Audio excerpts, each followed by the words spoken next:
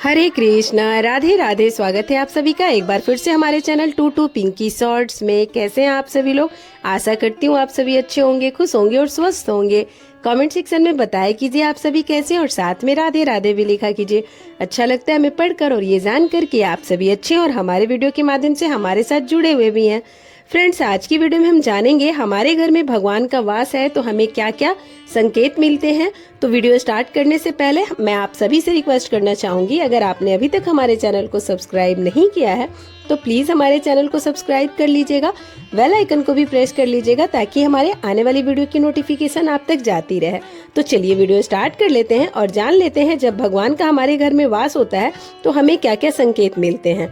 जो लोग भी पूजा पाठ करते हैं वो अपनी तरफ से कोई भी कमी नहीं छोड़ते भगवान को खुश करने की और उन्हें प्रसन्न करने की। कुछ लोग ऐसे भी होते हैं जो ये मानते हैं कि भगवान इन सब से नहीं, अच्छे कर्म और अच्छी नीयत और सच्चे मन से उन्हें याद कर लिया जाए तो वो खुश होते हैं। अपनी जगह पर ये दोनों ही सोच जो भी है मैं सही मानती हूँ, पर ये बात भी उतनी ही सच है कि भगवान हमारे साथ हैं, हमसे खुश हैं और उनका हमारे घर में वास है, वो हमें इस बात का संकेत जरूर देते हैं। अब हम जान लेते हैं उन संकेतों के बारे में जिसके होने से ये समझा जा सकता है कि भगवान की कृपा हमारे पर है और हमारे घर में भगवान का वास है। वो संकेत कुछ इस प्रकार है। पहला संकेत, जिन लोगों पर भगवान की कृपा होती है वह गरीब हो या अमीर, ये तो हमारे कर्म होते हैं, पर ऐसे लोग को हर जगह सम्मान मिलता है। अगर किसी को कम मेहनत करने पर भी सफलता प्राप्त होती है तो यह भगवान की ही कृपा की निशानी है। भगवान उन्हें हर परेशानियों से बचा लेते हैं। जिन लोगों से भगवान खुश रहते हैं वो व्यक्ति हर परिस्थितियों में खुश रहते हैं। उनके जीवन में भले ही कितने भी दुख क्यों ना हो, वे हमेशा खुश ही रहते हैं। कहने का मतलब ये है कि उन्हें कभी भी किसी भी परेशानियों से डर नहीं लगता। वो हर मुसीबतों का आसानी से पार कर लेते हैं या सामना कर लेते हैं। दूसरा संकेत, खान पान में बदलाव आने लगता है। मान्यता है कि माँ लक्ष्मी जिस घर में भी आती हैं उस घर में लोगों के खान पान की आदतें बदलने लगती हैं। कहा जाता है कि ऐसे घरों में लोगों को भूख कम लगती है। खास बात यह है कि ऐसे लोगों को कम खाना भी पर्याप्त लगने लगता है। इसके अलावा ऐसे घरों के लोग नशा और मांसाहार से भी दूरी बनाने लगते हैं। तीसरा संकेत, शंख की आवाज देती है शुभ संकेत। हिंदू धर्म में शंख को एक अहम स्थान दिया गया है। इतना ही नहीं, शंख की आवाज भी काफी शुभ मानी जाती है, इसलिए किसी भी शुभ अवसर पर होने वाली पूजा पाठ में शंख बजाया जाता है। यदि सुबह उठने के बाद शंख की आवाज सुनाई दे तो ये एक शुभ संकेत होता है। माना जाता है कि सुबह उठने के बाद शंख की आवाज सुनाई देना आपके घर में माँ लक्ष्मी के आगमन का संकेत देता है। चौथा संकेत, अगर आपको रात में नींद के दौरान बार बार सपने आते हैं और सपनों में मंदिर, भगवान की मूर्ति, फोटो दिखाई देती है तो इसका मतलब है कि आप पर भगवान की कृपा बनी हुई है। कई बार ऐसा होता है कि आप किसी चीज को लेने के लिए आगे बढ़ते हैं लेकिन लेने वक्त आपके मन में उसे लेकर कुछ संशय आ जाता है। सब कुछ ठीक होने के बाद भी कुछ ऐसा होता है कि हमें उस फैसले को लेने से मन रोकता है। इसका मतलब यह माना जाता है कि आपके साथ किसी दैवीय का आशीर्वाद है। पांचवा संकेत, यदि किसी को घर से निकलने वक्त लगातार 3 दिनों तक नीलकंठ पक्षी दिखाई दे तो समझ जाइए कि भगवान ने आपकी सुन ली है। आपकी जल्द ही कोई बड़ी मनोकामना पूर्ण होने वाली है। नीलकंठ पंछी का दिखना महादेव की कृपा होने का इशारा होता है। छठवां संकेत, यदि आपके घर के सामने अक्सर सफेद गाय आने लगे या किसी दिन सफेद गाय आपके घर के सामने आकर अपने बछड़े को दूध पिलाए तो यह देवी देवताओं का आप पर कृपा होने का साफ इशारा है। ये संकेत बताता है कि आपकी पूजा प्रार्थना सफल हो रही है और आपके जीवन की सारी समस्याएं दूर होने वाली है। भगवान आपके सारे कष्ट, बुरे दिन खत्म करने वाले हैं। सातवां संकेत, झाड़ू लगाते दिखे। यदि झाड़ू लगते दिखे तो ये बहुत शुभ संकेत होता है। धन की देवी माँ लक्ष्मी को साफ सफाई बहुत पसंद है। जिन घरों में साफ सफाई होती है माता लक्ष्मी उसी घर में वास करती हैं। इसके अलावा माँ लक्ष्मी को सफाई में इस्तेमाल की जाने वाली झाड़ू भी बहुत प्रिय है। कहा जाता है कि सुबह के समय कहीं जाते हुए यदि आपको कोई घर के बाहर झाड़ू लगाता हुआ दिख जाए तो ये बहुत ही शुभ संकेत होता है। आठवां संकेत, पूजा के दौरान घर में किसी अतिथि का आना भी शुभ संकेत होता है और भगवान की कृपा का संकेत होता है। यदि अतिथि कोई तोहफा लेकर आए तो यह साफ इशारा है कि भगवान ने आपकी पूजा स्वीकार कर ली है। 9वां संकेत, यदि पूजा के समय जलते हुए दीपक की लौ अचानक से तेजी से जलने लगे तो समझ जाइए कि आपकी पूजा सिद्ध होने वाली है और भगवान की कृपा से आपके दुख भरे दिन जल्द ही समाप्त होने वाले हैं या दूर होने वाले हैं। इसके अलावा अगर अक्सर आपकी नींद सुबह 3 बजे से 5:30 बजे के बीच यानी कि ब्रह्म मुहूर्त में खुले तो यह भी एक संकेत है कि भगवान आपकी भक्ति से प्रसन्न है। 10वां संकेत, यदि घर के मुख्य द्वार के आसपास चिड़िया घोंसला बना ले तो यह बहुत ही शुभ संकेत होता है। यह इस बात का प्रमाण है कि आपकी पूजा सफल हो गई है। चिड़िया और उनके बच्चों को गलती से भी ना भगाएं बल्कि उनके लिए दाना पानी रखें।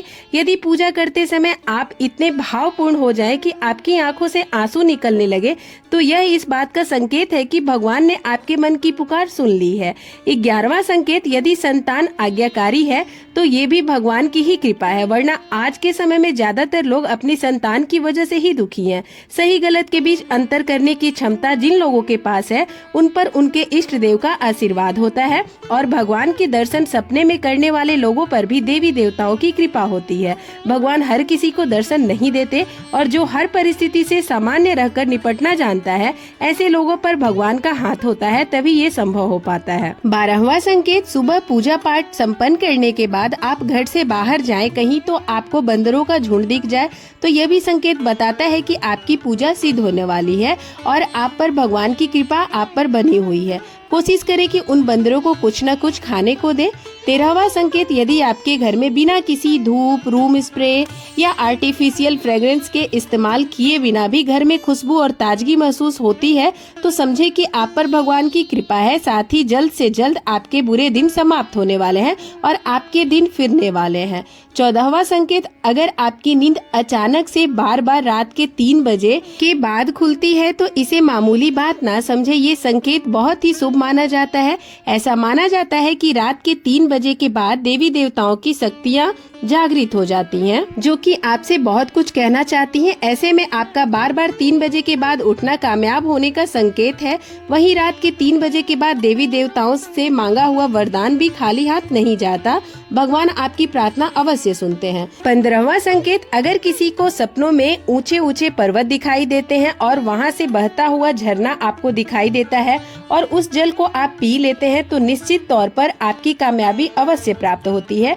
और अगर आप अपनी शिक्षा का सही प्रयोग करके अपने परिवार चला पा रहे हैं तो ये भगवान की ही कृपा होती है। दुनिया में बहुत से ऐसे लोग हैं जो शिक्षित होने के बावजूद शिक्षा का सही प्रयोग नहीं कर पाते। जिन लोगों की सेहत अच्छी रहती है उन पर भी भगवान की विशेष कृपा होती है, क्योंकि सेहत खराब होने से सिर्फ आपके शरीर पर ही असर नहीं पड़ता बल्कि आर्थिक नुकसान भी बहुत होता है। इसलिए निरोगी काया प्राप्त किए लोगों को खुद को भाग्यवान समझना चाहिए और यदि आपको जीवन में सुयोग्य जीवन साथी मिला है तो ये भी भगवान की कृपा से ही संभव है। एक अच्छा जीवन साथी आपके पूरे जीवन और परिवार को खुशहाल बना सकता है, लेकिन अच्छा ना मिले तो पूरी जिंदगी झगड़े और क्लेश के बीच गुजरती है। इसलिए अच्छा जीवन साथी मिलना भी भगवान की कृपा ही समझे। 16वां संकेत, भगवान हमें अपने वास्तविक रूप में दिखाई नहीं देते, लेकिन कुछ लोग ऐसे भी होते हैं जिन्हें भगवान के तुल्य माना जाता है। इनमें माता पिता, गुरु, ब्राह्मण, इनमें से कोई भी व्यक्ति पूजा के दौरान आपके घर में प्रवेश करे तो ये बहुत शुभ माना जाता है। आपको उन्हें घर से खाली हाथ नहीं लौटाना चाहिए। इसके अलावा पूजा के समय अगर भगवान की मूर्ति या प्रतिमा से कोई फूल या माला आपके पास गिरकर आ जाए तो यह बहुत ही शुभ संकेत है। इससे पता चलता है कि भगवान की कृपा आप पर बनी हुई है और आपकी मनोकामना जल्द ही पूरी होने वाली है। 17वां संकेत, भगवान अगर आपसे खुश हैं तो उनका सबसे पहला संकेत यह है कि आप जो भी करेंगे आपको विफलता मिलेगी। जानती हूँ ये सुनकर आप सभी को बेशक अजीब और बुरा लग रहा होगा, मगर यही सच है कि आप जो करेंगे उसमें सफल नहीं होंगे और ऐसा तब तक होता रहेगा जब तक आपकी आंखें न खुल जाए, क्योंकि भगवान जिनसे खुश रहते हैं उन्हें सही रास्ता दिखाते हैं। जिस दिन आपने कोई काम ठानी और सफल हो गए तो समझना वो चीज थी जिसके पास आपको भगवान लाना चाहते थे और ये सब भगवान की ही कृपा होती है। 18वां संकेत, आपको अपने ऊपर जो विश्वास है वो खत्म हो जाएगा। जब भगवान आपके साथ होते हैं तो आपको बिल्कुल अकेलापन महसूस होगा। आप नहीं समझ पाएंगे कि आपको आगे क्या करना चाहिए। आप खुद को ऐसी स्थिति में महसूस करोगे जहाँ कोई आपकी मदद नहीं करेगा। आप किसी को अपनी परेशानी शेयर नहीं कर सकते। अगर बता भी देंगे किसी को तो उनके लिए ये बहुत छोटी बात होगी या वो इस बात पर ध्यान नहीं देंगे। इस अवस्था में दुख आप में चरम सीमा पर होगी। आपको लगेगा मानो कि इससे ज्यादा और क्या बुरा हो सकता है। आप दुख की चरम सीमा को महसूस कर लेंगे। ऐसे में एक बात याद कीजिएगा या ध्यान कीजिएगा, आपने महान संतों की जीवनी को देखा होगा या सुना होगा। उनके जीवन में बड़ा से बड़ा दुख का पल आया और फिर उनके अंदर वैराग्य आया। तब इस जीवन और भौतिक सुखों से आगे भगवान ईश्वर को जानने की उनके अंदर प्यास जगी। इस प्रकार अंत में उन्होंने ईश्वर का साक्षात्कार भी प्राप्त कर लिया। इन दुखों से इंसान टूट जाता है, लेकिन इन्हीं दुखों से उसमें ईश्वर की प्रति प्रेम भी विकसित होता है। वह यह समझ जाता है कि संसार में सारे सुख नहीं है, कुछ ऐसा है जो इस संसार से परे है, जो भगवान ही है। भगवान सबसे पहले हमें हारना ही सिखाते हैं, क्योंकि जब तक आप हार को नहीं समझते हैं तब तक आप जीत को भी नहीं समझ सकते हो। जब आपकी सारी उम्मीदें टूट जाएंगी तब आपके अंदर एक इनर सर्च शुरू होगी। इससे आप खुद को ही परखोगे। आप अपने अंदर की खामियों को जड़ से समझने का प्रयास करोगे। जो कुछ भी खो दिया है या जिसमें भी विफल हुए हो, आप उसका कारण ढूंढोगे। आप अपनी अंतर आत्मा से जुड़ने लग जाते हैं और आपके जीवन में एक नया बदलाव आने लगता है। इस अवस्था में आपके चरित्र में बदलाव होगा। जब आप खुद से लड़ने लगते हो तब आप अपनी खामियों को समझने भी लगते हो और आप खुद को बदलना और तराशना भी शुरू करने लगते हो। इससे आप पहले से अधिक शांत, स्थिर, चीजों को गहराई से देखने वाले बनने लगते हो। जब भी हम भगवान की राह में जाने लगते हैं तब सबसे पहले हमारे अंदर परिवर्तन लेकर आते हैं, ताकि हम उनकी भाषा को समझ सके। जब हम ईश्वर के गुणों को नहीं समझेंगे तब तक हम ईश्वर और उनके प्रेम को भी नहीं समझ सकेंगे। इसलिए भगवान हमारे अंदर बदलाव लाते हैं और हमें उनकी भाषा को समझना सिखाते हैं। चाहे वो दुख हो या किसी भी जरिए से, इस अवस्था में आप किसी भी चीज में हार जीत का अनुभव नहीं करेंगे। ये वो वक्त होता है जब आप बदल चुके होंगे, आपके अंदर बदलाव आता रहेगा और आपका नजरिया जीवन के प्रति बदलता रहेगा, जिससे बाहर हो रही या घट रही घटनाओं का असर भी आपके अंदर बहुत कम होगा।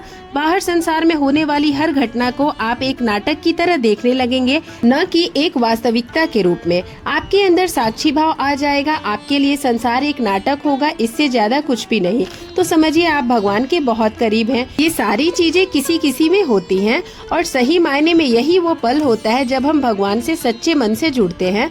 और जब आपको लगेगा या महसूस होने लगेगा कि आप ईश्वर के बहुत निकट हैं, तभी आपको सबसे बड़ा झटका लगेगा या भगवान की सबसे बड़ी और कड़ी परीक्षा होती है। यही आपके विश्वास, आपकी बुद्धि, हर चीज को तौली जाएगी। जो कुछ भी आपने अभी तक अपनी यात्रा और साधना से सीखा है, इस वक्त आपके जीवन में ऐसी ऐसी परेशानियां, दुख या फिर इतना सुख, ऐसो आराम आ जाएगा कि आपको वाकई में लगेगा कि ईश्वर तो कुछ भी नहीं है, वो केवल एक झूठ है, एक छलावा है। यह समझ आपके अधिक धैर्य का होता है। अगर आप इस समय अपने आस्था, अपने पद से विचलित नहीं हुए तो अगले संकेत के रूप में भगवान या तो खुद आपके समक्ष प्रस्तुत होते हैं या फिर चाहे वो किसी भी रूप में हो। इस स्थिति पर पहुंचने पर आपके मन में थोड़ा भी संशय नहीं रह जाएगा कि भगवान आपके साथ नहीं है। आपको हर पल भगवान का आपके साथ होने का एहसास होने लगेगा या होगा। इस वीडियो का उद्देश्य मात्र आपको बेहतर सलाह देना है। इस वीडियो के माध्यम से बताई गई जानकारी का मैं कोई दावा नहीं करती। आशा करती हूँ मेरे वीडियो के माध्यम से बताई गई जानकारी आप सभी के लिए यूजफुल होगी। वीडियो अच्छी लगी हो तो वीडियो को लाइक, कमेंट और शेयर करना बिल्कुल भी नहीं भूलिएगा।